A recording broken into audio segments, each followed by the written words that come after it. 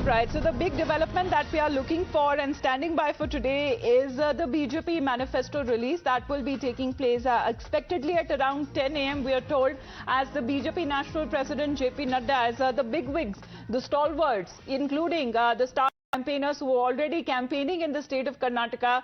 We have seen the Prime Minister yesterday and the Union Home Minister, even when it comes to JP Nadda and the other star campaigners of the BJP, including Yogi Adityanath and other top leaders who have been campaigning for the BJP in the state of Karnataka. Let me straight away go across to Deepak now, because Deepak, mainly what are we looking at as far as the promises that will now be made by the BJP to the people of the state of Karnataka? Is it a bid of a welfare of development, or do we look at it as in a bid to actually counter the guarantees that have been promised by the Congress party?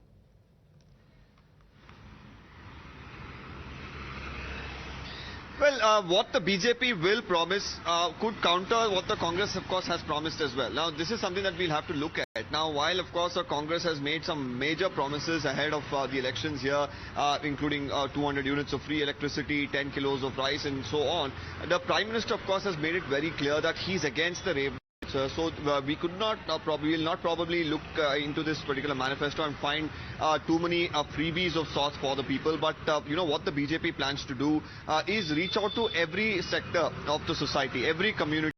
Because as far as the manifesto is concerned, they have been saying that they have been reaching out to different people and they're trying to find out what are the issues in each of these sectors, and then try to make something available for each of them in the manifesto. So every section of society will be touched upon is what we've been told from the BJP. It's of course going to be an important day. The party president himself is going to be a part of this particular manifesto launch, which is expected to happen in about an hour from now.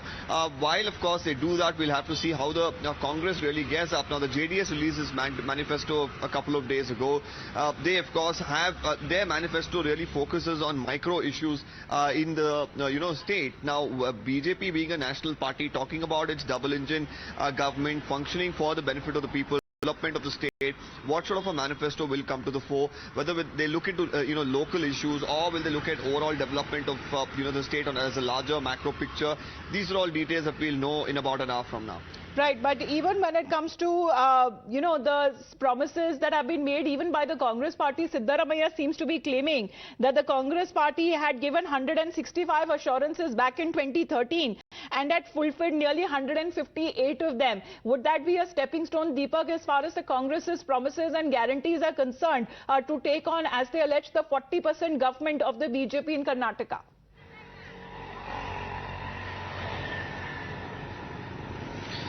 Well, right now, of course, the Congress is riding high on the five main pre-poll promises that they've made. One is, of course, the 10 kilo rice. They've promised that there will be, 200 units of free electricity. They've also assured that every woman household head of the family would be getting 2,000 a month.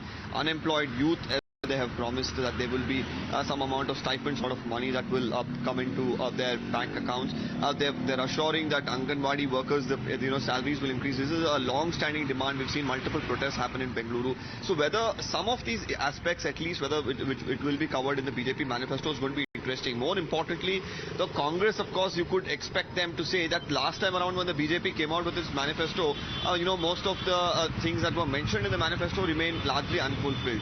Now we should understand, as far as the BJP is concerned, they, of course, while they were in governance for the last 4 years, there has been a lot of concerns in terms of ensuring that they maintain the finances of the state, because COVID as well hit. So these are aspects, of course, that will have to be considered. More importantly, but politically, you can expect the Congress party to definitely take on the BJP, that their previous promises in the manifesto were not fulfilled. So whether this manifesto actually makes sense is something that we could expect the Congress to bring out. But as far as the BJP is concerned, they are saying that the manifesto is going to be largely covering all sections of the society. It will reach lives of people directly in every nook and corner of Karnataka. We'll really have to see what sort of promises come in here, and whether the Congress will actually be able to counter it in its own manifesto that will be released probably anytime this week. Right, but Deepak, how do we understand as far as the BJP's fulfillment of its promises are concerned? Because Chief Minister Bommai back then has been saying that they will also come out with a report on the fulfilled promises that they made to the state and the people of Karnataka back in 2018, and they have lived up to the people's expectations. Are we expecting that report card too?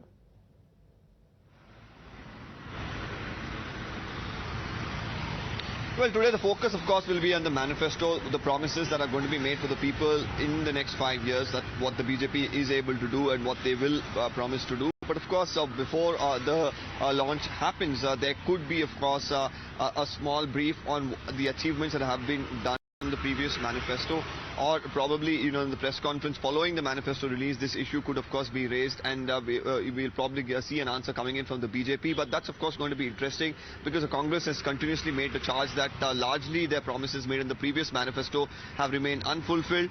So this time around, you could expect the BJP to definitely counter that, considering the fact that they are releasing their latest manifesto for this particular election.